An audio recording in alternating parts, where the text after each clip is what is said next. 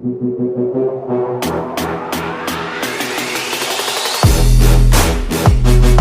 mga bossing, laban ng ating user ng PFX G-Load strawberry flavor. Kanya yung dilaw dyan mga bossing. At ayun, brown ang kalaban mga bossing. Hanggang sa baba nagbibilutan mga bossing. Pero napakatapang ng dilaw na yun mga boss. Ganyan talaga ang PFX G-Load kapag ka-kondisyon plus PFX G-Load mga bossing. 2-pointing mga bossing. At ayan, instant replay mga bossing. At ayun o, unang kumagat dyan yung dilaw. Ayun, natamaan agad sa galamay mga bossing yung brown. At ayun o, pigaan sila, pilit na kumakawala yung brown mga bossing. At ayun o, nakagat pa sa puwit yung brown dyan mga bossing. Kitang kita sa video natin.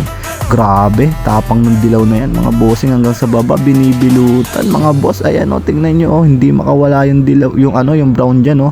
Gusto nang tumakbo ng brown mga bossing, pero hindi niya pinalampas. At abot na abot niya yung galamay mga bossing. Ramdam na ramdam niya. Talagang alis to mga bossing. Konting pakiramdam lang susugod at susugod mga boss. Ayun o, tingnan nyo, nagpupumiglas dyan yung brown, gustong kumawala, pero wala na siyang makagawa dyan mga bossing. Dahil ayun, nakagat na sa sa dibdib. Ayun o, sa ilalim ng puwet mga bossing, kinagat. Grabe, hindi na makakawala yan mga bossing. Ganyan talagang ating PFX G-Load mga boss. Strawberry flavor mga bossing. Upgraded na kasi yan mga bossing.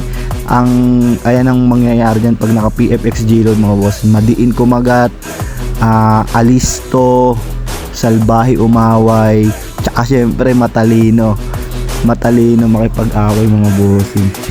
Ayun o, grabe, hindi na bibitawan yan mga bossing. Talagang ala na, parang pitbull kumagat pag naka PFX G-Load mga bossing. Grabe, congratulations sa'yo bossing, more wins sa'yo. Salamat sa padalala mong video na to. Grabe, solid kayong mag-condition mga bossing. Maraming salamat sa tiwala mo boss.